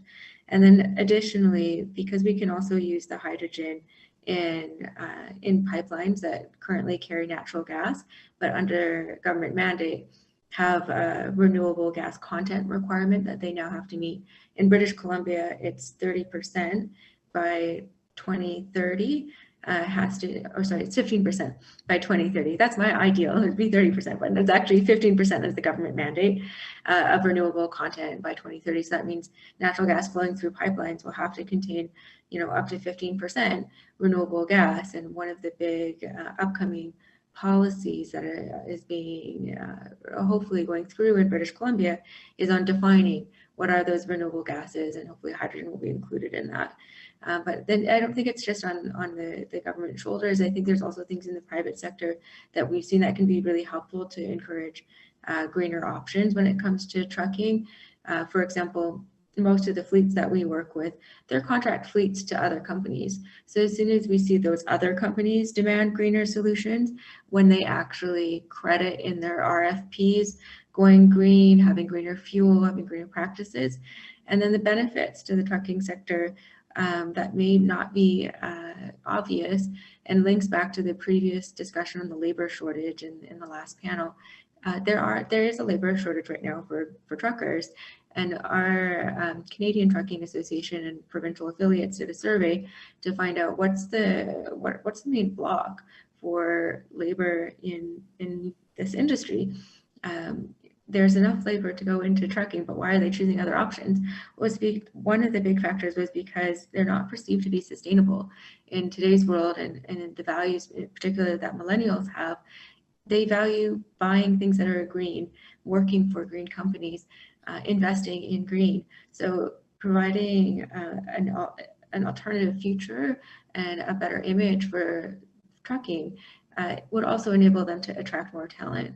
And that's been a big pillar of what the subsequent communications campaign will be from trucking associations across Canada, is really showing where green technology is starting to gain some traction and hopefully attract more drivers. Yeah, and we'll go back to one thing. It's like one of the things that the U.S. has is a gas tax. And I think what you're seeing in Canada is that there's other ways to approach incentivizing carbonless or less carbon intensive fuel types that may be more effective than a gas tax. And we don't have to dive into that, but I think it's important to clearly illustrate. Jade, any thoughts on this topic? I know a little out of field, but anything you're aware of? Yeah, I mean, I'm sitting over here in London, and just this past week, Boris Johnson announced that by 2030, every home in the UK will be powered by wind. So the government has just invested £160 million to facilitate factories. They're saying there's going to be 60,000 plus jobs around building these wind turbines, and that's UK is going to be a world leader in wind. So Boris Johnson makes a lot of promises. Let's see how this goes. But I think it does highlight, I think there was some mention, I think Jessica, you mentioned as well, that in Canada, it's climate change. It's not a partisan issue. And, for those of you who don't know, Boris Johnson is part of what would be probably considered the Conservative Party in equivalent terms, so to speak. But it's something that, this green industrial revolution and promising to come out of COVID, greener and accelerating towards net zero emissions by 2050 is something that we can all talk about. So it's definitely happening over here. That's really interesting. And I think one thing I'll put in is that I used to work in Lincolnshire, which is the East Midlands of the UK. And what this gesture really means is that, it was not easy to get the North Sea offshore wind farms approved. There was a lot of pushback. And I think what we're seeing is this national initiative. And for all my friends in wind farm in Lincolnshire that actually really struggled with this idea of changing the traditional British landscape, I think they've recognized that evolution is a part of what our cities have to do. And I think it's a really good place to kind of swing back to Minka and say, like, okay, if we're gonna revolutionize our cities, our transportation, but also our housing, and we're gonna do it through clean energy, what kind of partnerships do we need to do that? And maybe, so start off with Minka, and then quickly Jessica and Jade, and then we'll start to wrap up. Right now, the key partnerships I see that are needed are between industry and governments of all level, because the industries to operate are subject to the regulatory systems that the governments have put in place. And that's everything from operating your business to building something physical coming out of the ground. And right now the technologies are evolving so quickly that the regulatory frameworks are trailing in how fast and nimble they are to allow us to continue to innovate. So I do think that is the most critical partnership.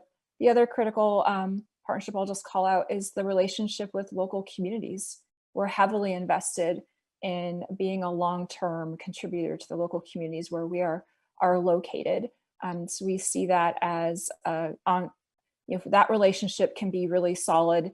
It helps us establish trust so that we can continue to find the regulatory systems that will allow us to innovate. And by building the trust, we build the foundation for less tape that we have to navigate before we can innovate, because otherwise we'll be outpaced by the rest of the world. That's great. Jade?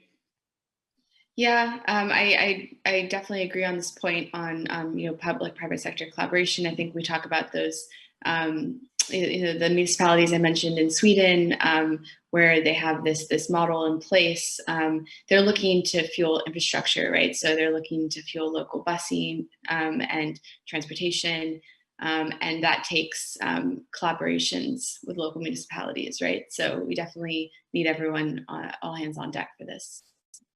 And I think it's one of the, we should just admit that public-private partnerships are not easy.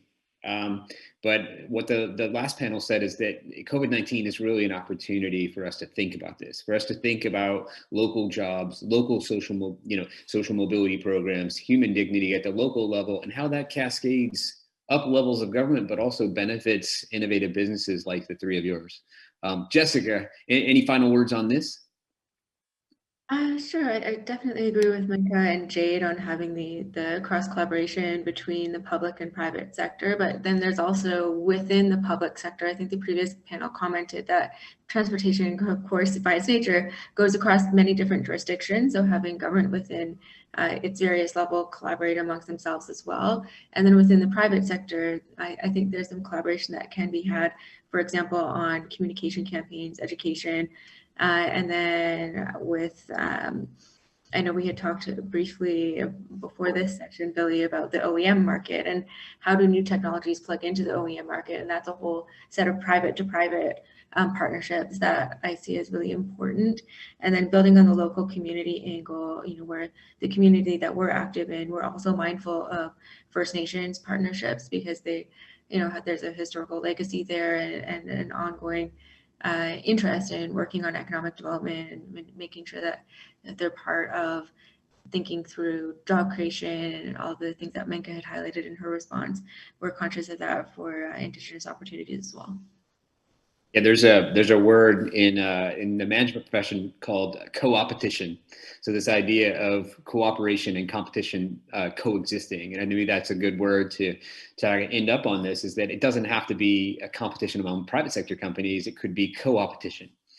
So I closed out the last panel with just kind of we do have a lot of students and a lot of people that are interested in career switching, and a lot of, particularly the companies at your stages, getting good talent and getting good people in the door to help you continue to innovate is really important. So, I'd ask, what would you say to young people interested in what you're doing, particularly young women that want to enter into these kinds of fields? Any advice or words of wisdom? Maybe, Jade, go ahead.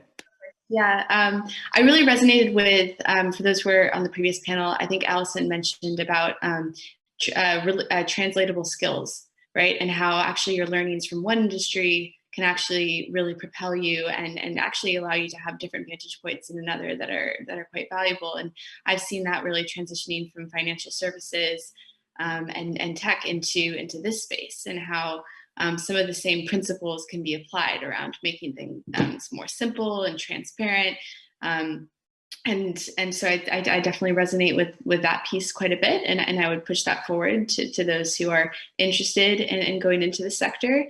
And then the other piece that I would say is follow your curiosity. And this all came to me in terms of this business concept because I couldn't quite wrap my hands around what a carbon credit actually meant for a business. Like, what are they actually doing? What does it mean to be carbon neutral?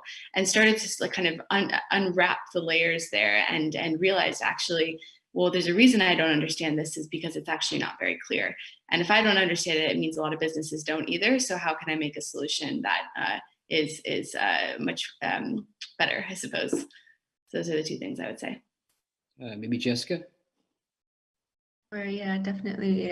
What Jade said about curiosity is a great point. I think that also kind of helps you to discover what your passion is.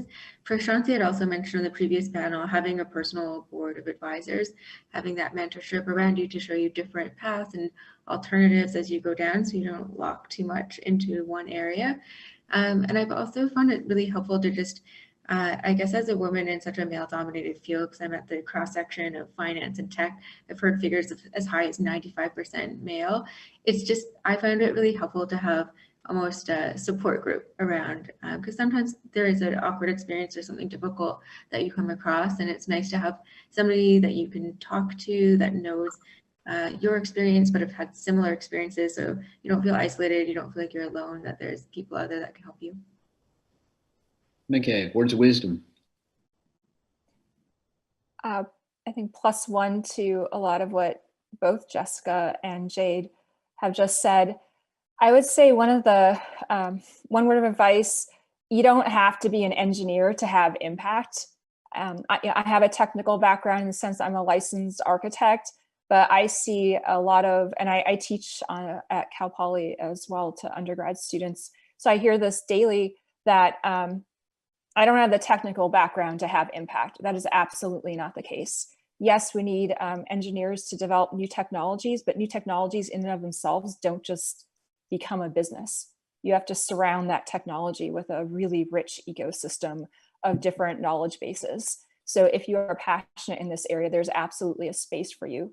And then to plus one to what Jessica said about just being cognizant of what the technology space is comprised of now, which is not as many women or races that reflect the general population, and don't let that deter you. I feel really privileged to have broken the glass ceiling, and the way I've been able to do that, and I would recommend as well that you surround yourself with a supportive mentorship system, a supportive set of advisors who can pick you up and tell you, speak up, your voice is valued.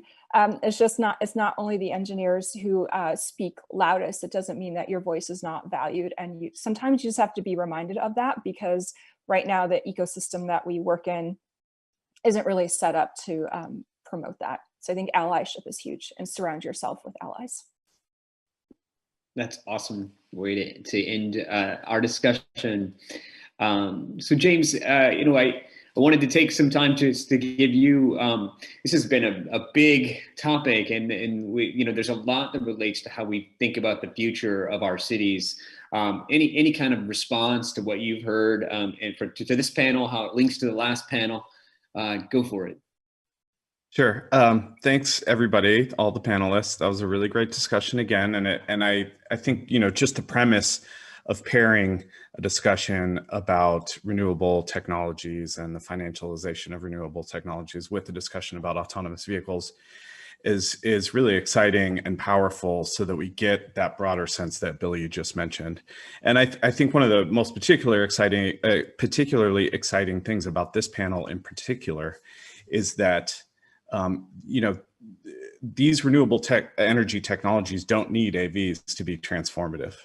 And I think that one of the frameworks for understanding that I approach both these discussions from is this idea of the rural-urban transect.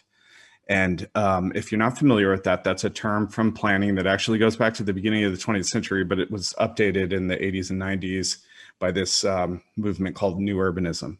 But it's kind of like a cross-section of what kind of impact the built environment has on the natural environment, and how much built environment, and that includes transportation infrastructure, how much of that is included in the natural environment. And if you start to think about things in terms of their impact in different parts of this rural to urban transect, you can really start to understand how, Jessica kept mentioning life cycle analysis. You can understand where the life cycle has different impacts in different places at different moments in the life cycle. And I think that the rural to urban transect is also really powerful to start to anticipate how these transformative technologies are going to completely change the equation of the impact of our transportation systems, our energy systems. And, the potential is there. And I think that this is an optimistic way to look at it. And we all need a little optimism, but you can really start thinking about parts of the world that are less than sustainable now, and even environmentally destructive, becoming much more sustainable. Is it easier to retrofit, renewable energy systems into the transportation system? Is that easier in the suburbs? Potentially it is, than it is in urban environments. And, if we start to look for opportunities, I think the discussion kind of ended up with public-private partnerships, and I think that there are some U.S. cases, and Sweden got mentioned a bunch of times, and I think that there's great examples for the cutting edge of sustainability planning in Sweden, but there's also a lot of examples in the United States that are more equity focused, and there are a lot of cities around the United States that are doing climate action plans right now, including cities that might very, very much surprise you: Houston, Austin, all over and those are opportunities for these discussions about renewable energy to start to plug into a partnership with the public sector.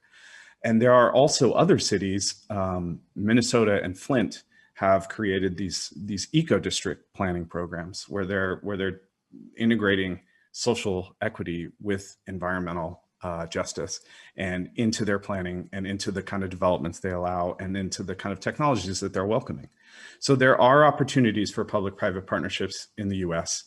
And the other thing about the transect and about this holistic approach to these subjects is there's another book that came out this year. I mentioned Right of Way by Angie Schmidt in the last panel, but there's another book called Ghost Road by Anthony M. Townsend.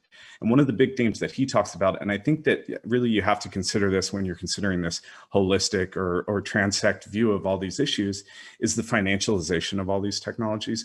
And he's very concerned in this book about the potential of bad actors in the financialization, like similar to Enron in the energy. So once you start talking about all these different ways to plug in to this transportation evolution, there's lots of different ways for financial bad actors to take control either of the politics or the finances of these systems that we rely on to drive our economy and keep us all fed and alive. So that's just another issue to consider. And I, at risk of ending on maybe a slightly down note, it's just really useful to think about it holistically. And I really applaud Billy for setting it up that way. That's it. Thank you. Thank you, James. Yeah, so I just want to, underscore that is that housing, transportation, we cannot think about them in a non-ecosystem approach. And that ecosystem involves us thinking about planetary ecosystem, our planetary ecosystem, our economic framework, as well as how we think about social equity and human dignity. And so there's some final thoughts. And I first off want to thank all the panelists. What an amazing group of women. And thanks for the advice you have for students. I could not agree more. And it's good advice for men or women. It's good advice across the board to look for allies and to be an ally. And so I want to underscore that quite deliberately and strongly. But at the same time, I just want to emphasize that when we think about kind of this big topic, I think there are three big takeaways that I want to hit on. Is that one, this industry, and you can see from these individuals on this panel and the individual on the last panel are working on this from different angles. They're working on the future of climate and from different angles, thinking about people, planet, and profit. It is broad. It requires people with different skills from different industries. And it's not just a discussion about transportation. I think we heard it over and over again. It's about housing, it's about economics, it's about social mobility. And that's really important for us to consider. Secondly, the big context is climate, human dignity. And it's not something that has a political party. And it's important to emphasize, and I'm only gonna say this once, in the US, you need to vote. And I wanna emphasize that again. This knows no party. And finally, I think we saw this from both panels that there's an opportunity, we're just underscore the word for co-opetition. This idea that we don't have to see, yes, we need to be worried about, and we can be worried about making sure that we don't have bad actors. But there's an opportunity for public-private partnership and public-public partnership and private-private partnership. The first panel talked about signs, lines, and potholes, things that cities can do today, but it's stuff that neighbors can do. It's stuff that you can do in your own backyard in terms of reframing what your own street looks like. We need to think about electrification and recycling. Don't throw that power tool battery away. It sounds like Menka wants to recycle it. But also it's thinking about how our own relationship with transit. And it's becoming that advocate, but also that rider. It's thinking about how many of these future technologies for transit may look different. Transit may not look like the bus of the future, may not look like the bus of the past. And then finally, I think we have to underscore, every panelist here has talked about labor and human dignity. And we have to underscore that at the local, state, and the federal level. And I think that's just a final passing point that is really important. And for those of you that are USF friends and alumnus, you know that really aligns with our Jesuit values and how we value human beings as well as the planet. So with that, I want to thank this panel, the prior panel. This has been an interesting time, and this has been an awesome way to hold our 4th annual Autonomous Vehicle Symposium focused on these two critical and linked topics. Thank you so much. We appreciate your support, and we appreciate all the panelists, and we look forward, and hopefully we'll have some of these panelists come back next year and talk about how they're continuing to innovate for good in society. So thank you so much. Thank you, James. And we look forward to welcoming you back next year. Thank you. Thank you. Thanks. Bye now.